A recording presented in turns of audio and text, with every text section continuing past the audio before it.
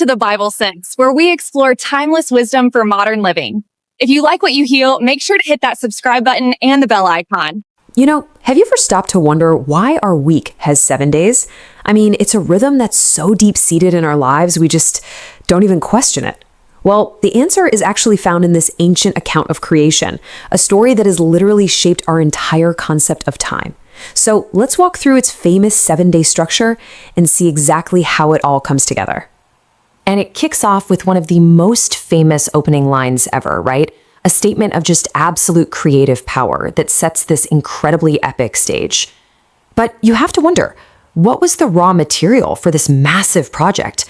What was there before? The answer? Basically chaos.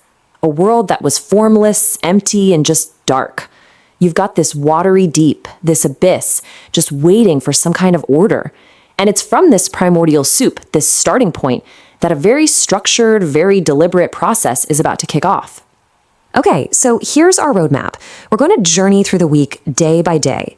We'll start with the very first command that cuts through the darkness, and we'll follow it all the way to the final act, the creation of a sacred day of rest. All right, day 1. This is the first act. Out of complete and total darkness, the very first divine command is spoken. Let there be light. And, just like that, there was light. The power here is incredible. It's all in the command itself. I mean, the story doesn't describe some slow, gradual process. No, it's immediate. It's a powerful result of just the spoken word. So, with light now in existence, the first great act of organization happens. It's separated from the darkness, and each one gets a name, day and night. This is it. This is what establishes the fundamental rhythm of our time, and it marks the end of the very first day. Okay, next up, the focus shifts. We go from this kind of abstract idea of light to the actual physical structuring of the world. This is where the literal foundations of the planet are laid out. All right, on day 2, the building continues. A huge expanse is created, what the text calls the sky, and its purpose is absolutely crucial. It's there to separate the waters, literally dividing the water up above from the water down below.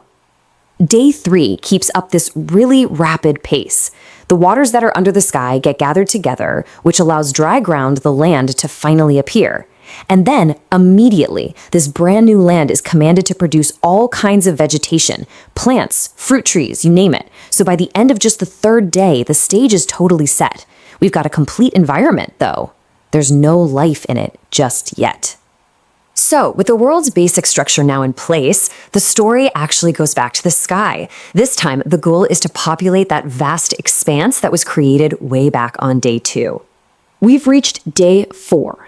And this is a really interesting point in the sequence because you might remember light itself was created back on day 1, but now on day 4, specific lights are being created in the sky, and they're meant to govern the day and the night and serve some very precise functions. And this is a super important point. These celestial bodies, they're not just for lighting things up. Nope. They're explicitly made to be markers, signs for organizing our lives through seasons, days, and years. They're essentially the instruments of a giant cosmic clock. And the hierarchy here is spelled out really clearly. There's a greater light that's made to rule the day, and a lesser light to rule the night. The text also adds that the stars were made too, which completes the whole celestial order that's established here on the 4th day. The stage is now completely set. We've got land, sea, and sky all formed and lit up. So what's next? Well, now it's time to fill them with living creatures. Day 5 marks the arrival of the very first animals. The command goes out for the water too, and I love this phrase, swarm with swarms of living creatures, and for birds to fly across the huge expanse of the sky. So, this explosion of life is super systematic. On day 5, the water and the sky get filled up. Then, on the first part of day 6, the land is commanded to bring forth its own creatures. You've got cattle, creepy crawlies, and wild animals. Each domain is populated with life, as the text says, according to its kind.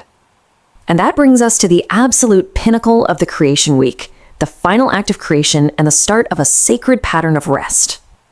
But wait, the work of day 6 isn't actually over. After all the land animals are made, the narrative kind of pauses. building up to this really unique and climactic moment of creation. Yeah, unlike anything that came before, this creation is announced with what sounds like a divine conversation. Let us make humankind. They're meant to be completely unique, made in the very image and likeness of their creator, and they're given a very specific purpose: to rule. And with their creation comes both a blessing and a three-part job description or mandate. 1, be fruitful and multiply. 2, fill the earth and take care of it. And 3, rule over every other living creature. You know, after each of the previous stages, the text noted that what was made was good. But now, here at the end of the 6th day, with everything complete and humanity on the scene, the assessment gets an upgrade. Everything is now very good. And this marks the completion of all the creative work.